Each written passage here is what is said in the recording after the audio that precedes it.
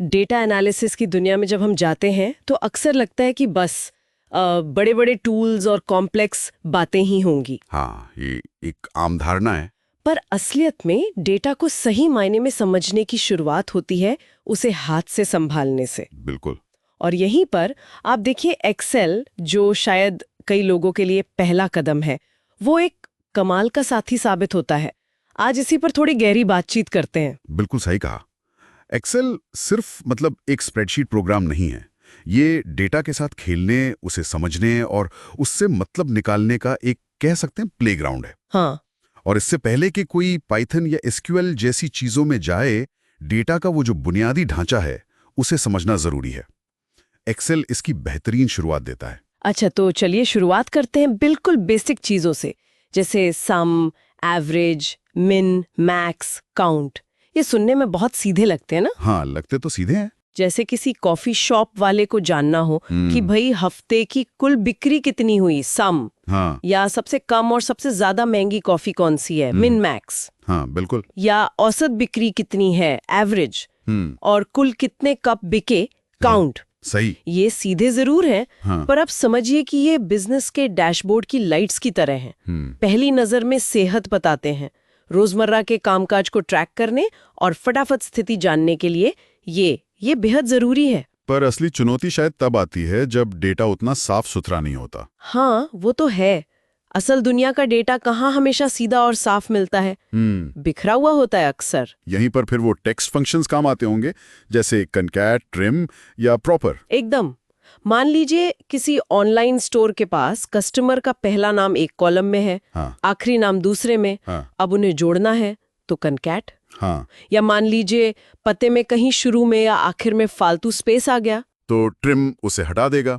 या नाम है, कोई सारे कैपिटल में लिख देता है, कोई स्मॉल में, तो प्रॉपर से आप उसे ठीक कर सकते हैं, हर शब्द का पहला अक्षर बड़ा। ये रोज की जरूरतें हैं। और ये सिर्फ दिखने की बात नहीं है, ये कंसिस्टेंसी लाने के बारे में है। डेटा अगर एक जैसा नहीं होगा तो विश्लेषण में गड़बड़ हो सकती है। मतलब गलत नतीजे निकल सकते हैं। बिल्कुल। गंदे डेटा से गलत नतीजे निकलना तो बहुत आम बात है। और हाँ, प्रोफेशनल दिखने के लिए भी डेटा का साफ होना जरूरी है, जब रिपोर्ट बना रहे हों या किसी से शेयर कर रहे हों। ठीक कहा।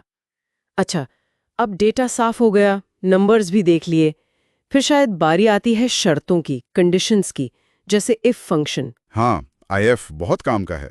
जैसे आपने कहा, स्टोर कहता है कि $50 से ऊपर की खरीद पर फ्री शिपिंग मिलेगी। हाँ। तो IF फंक्शन अपने आप चेक करके बता देगा कि कौन कौन से ऑर्डर इसके लिए योग्य हैं, है ना? हाँ, ये तो ऑटोमेट हो गया। और डेटेड इफ, वो किस लिए? डेटेड इफ तारीखों के बीच का अंतर निकालने के लिए है। जैसे पता करना हो कि कोई ग्राहक कितने समय से आपके साथ है या उसने आखिरी खरीदारी कब की थी। अच्छा। तो ये फंक्शंस आपकी स्प्रेडशीट में एक तरह का लॉजिक या इंटेलिजेंस लाते हैं। आप डेटा के आधार पर फैसले ऑटोमेट कर सकते हैं, चीजों को अलग अलग कैटेगरी में बांट सकते हैं। ये स्टैटिक डेटा को डायनामिक जानकारी में बदलना शुरू करते हैं। और फिर आते हैं वो फंक्शन जिनकी बहुत बात होती है, लुकअप फंक्शंस, खासकर वी लुकअप।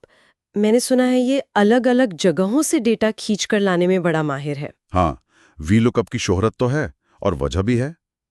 जैसे वो कॉफी शॉप वाला उदाहरण ले, मान लीजिए सेल्स डेटा में सिर्फ प्रोडक्ट आईडी है, तो क्या वी लुकअप से प्रोडक्ट का नाम या उसकी कैटेगरी, जैसे कॉफी या पेस्ट्री, किसी दूसरी लिस्ट से ला सकते हैं? हाँ, वी लुकअप बिल्कुल यही करता है। वो एक वैल्यू जैसे प्रोडक्ट आईडी को लेता है, उसे दूसरी टेबल के पहले कॉलम में ढूंढता है और फिर उसी रो से किसी दूसरे कॉलम की वैल्यू लाकर दे देता है। अच्छा। इसीलिए ये बहुत पावरफुल है। ये असल में अलग अलग डेटा सेट्स को जोड़ने और एक पूरी मुकम्मल तस्वीर बनाने में मदद करता है। अच्छा। आप सोचिए, ये एक तरह से एक्सेल में रिलेशनल डेटाबेस वाला कॉन्सेप्ट है, बिना असली डेटाबेस इस्तेमाल किए। कमाल है। हाँ, पर इसकी कुछ सीमाएं भी हैं, ये भी जानना जरूरी है। जैसे ये हमेशा टेबल के सबसे बाएं कॉलम में ही वैल्यू ढूंढ सकता है। ओह, अच्छा। हाँ, और अगर बहुत बड़ा डेटा हो तो थोड़ा धीमा भी हो सकता है। इसीलिए आजकल कई लोग इंडेक्स मैच का कॉम्बिनेशन या फिर जो नया एक्स लुकअप आया है उसे ज्यादा पसंद करते हैं। वो ज्यादा फ्लेक्सिबल है। अच्छा, ये जानना जरूरी था। वी लुकअप ही सब कुछ नहीं है। नहीं, वो शुरुआत के लिए अच्छा है, पर आगे और बेहतर विकल्प भी हैं। ठीक है। और आखिर में जब डेटा तैयार है, साफ है, जुड़ा हुआ है, तब आते हैं विश्लेषण के असली खिलाड़ी, पिवट टेबल्स और चार्ट्स। पिवट टेबल के बारे में तो मैंने सुना है कि ये डेटा को घुमा फिरा कर देखने का कोई जादू है। हाँ, जादू तो नहीं कहेंगे, पर डेटा को एक्सप्लोर करने का एक शानदार, बहुत ही फ्लेक्सिबल तरीका जरूर है। कैसे?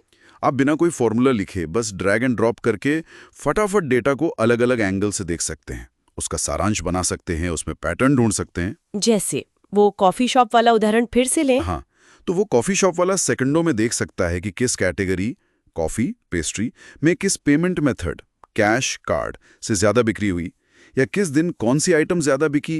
ये बहुत तेजी से हाइपोथेसिस टेस्ट करने जैसा है। वाह, मतलब विश्लेषण काफी तेज हो जाता है। बहुत तेज और इंटरैक्टिव भी। और चार्ट्स जैसे bar chart, line graph, pie chart, वो कैसे मदद करते हैं? देखिए, नंबर्स अपनी कहानी कहते हैं, लेकिन चार्ट्स उस कहानी को दिखाते हैं। विजुअलाइजेशन मुश्किल पैटर्न और ट्रेंड्स को एक नज़र में समझने लायक बना देता है। हाँ, तस्वीर देखकर समझना आसान होता है। बिल्कुल। अगर आपको अपनी फाइंडिंग्स किसी और को समझानी है, मैनेजमेंट को या टीम को, तो एक अच्छा चार्ट हजारों शब्दों के बराबर हो सकता है। वो तुरंत असर डालता है। तो कुल मिला के ये जो एक्सेल स्किल्स हैं, इन्हें सीखना सिर्फ फंक्शन जानना नहीं है, ये तो एक तरह से डेटा से बातचीत करना सीखना है। एकदम सही कहा। ये वो भाषा है जो आपको डेटा की कहानी समझने और फिर उसे दूसरों को सुनाने में मदद करती है। ये आपको डेटा के साथ प्रभावी ढंग से काम करने और शुरुआती पर महत्वपूर्ण विश्लेषण करने की ताकत देता है। बिल्कुल। और भले ही आज कितने ही एडवांस्ड बीआई टूल्स और प्रोग्रामिंग लैंग्वेजेस आ गए हों, एक्सेल में एक मजबूत पकड़, एक मजबूत नींव किसी भी डेटा एनालिस्ट के लिए आज भी बहुत जरूरी है। ये अनिवार्य है। ये उस कच्चे बिखरे हुए डेटा को एक्शन लेने लायक, मतलब कि जानकारी में बदलने का पहला और सबसे महत्वपूर्ण कदम है। ये बात तो बिल्कुल साफ है कि डेटा के साथ अपना सफर शुरू करने वाले किसी भी व्यक्ति के लिए एक्सेल में ये दक्षता हासिल करना कितना मूल्यवान है। हाँ, ये तो है। और एक बात और सोचने वाली है, इन फंक्शंस और टूल से भी आगे बढ़कर। क्या? जिस तरह से हम डेटा को एक्सेल में रखते हैं, मतलब उसका स्ट्रक्चर, उसका ढांचा, वो खुद कैसे तय करता है कि हम उससे क्या सवाल पूछ सकते हैं और क्या जवाब हमें मिल सकते हैं। अच्छा, मतलब डेटा को ऑर्गेनाइज कैसे किया है वो भी मायने रखता है। बहुत ज्यादा। कभी कभी जवाब डेटा के अंदर नहीं,